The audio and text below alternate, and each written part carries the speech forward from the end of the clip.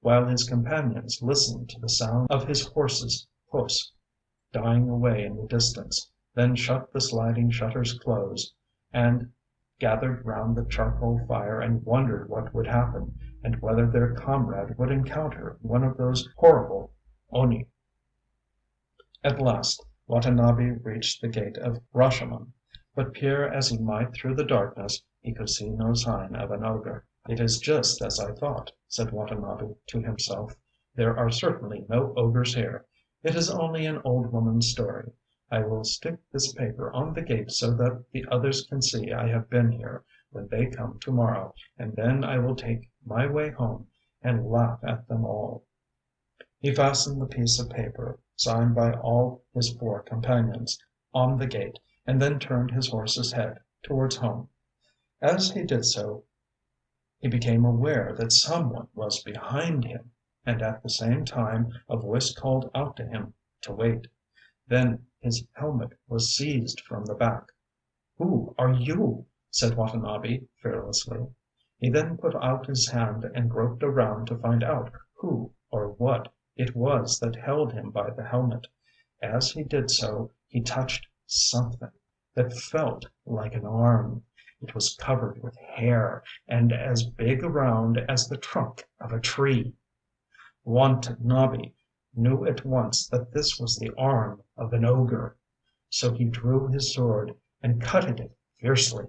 There was a loud yell of pain, and then the ogre dashed in front of the warrior. Watanabe's eyes grew large with wonder, for he saw that the ogre was taller than the great gate. His eyes were flashing like mirrors in the sunlight, and his huge mouth was wide open, and as the monster breathed, flames of fire shot out of his mouth. The ogre thought to terrify his foe, but Watanabe never flinched. He attacked the ogre with all his strength, and thus they fought face to face for a long time. At last the ogre, finding that he could neither frighten nor beat Watanabe, and that he might himself be beaten, took to flight.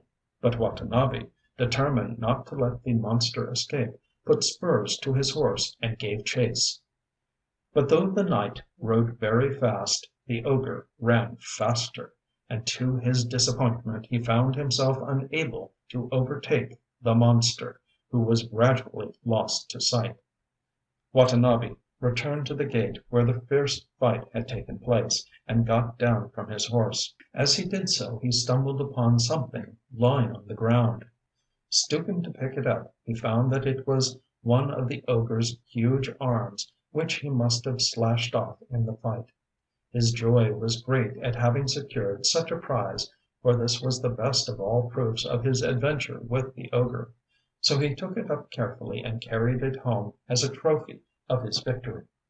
When he got back, he showed the arm to his comrades, who one and all called him the hero of their band and gave him a great feast.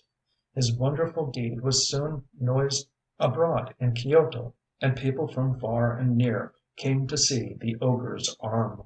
Watanabe now began to grow uneasy as to how he should keep the arm in safety, for he knew that the ogre to whom it belonged was still alive. He felt sure that one day or other, as soon as the ogre got over his scare, he would come to try to get his arm back again. Watanabe therefore had a box made of the strongest wood and banded with iron.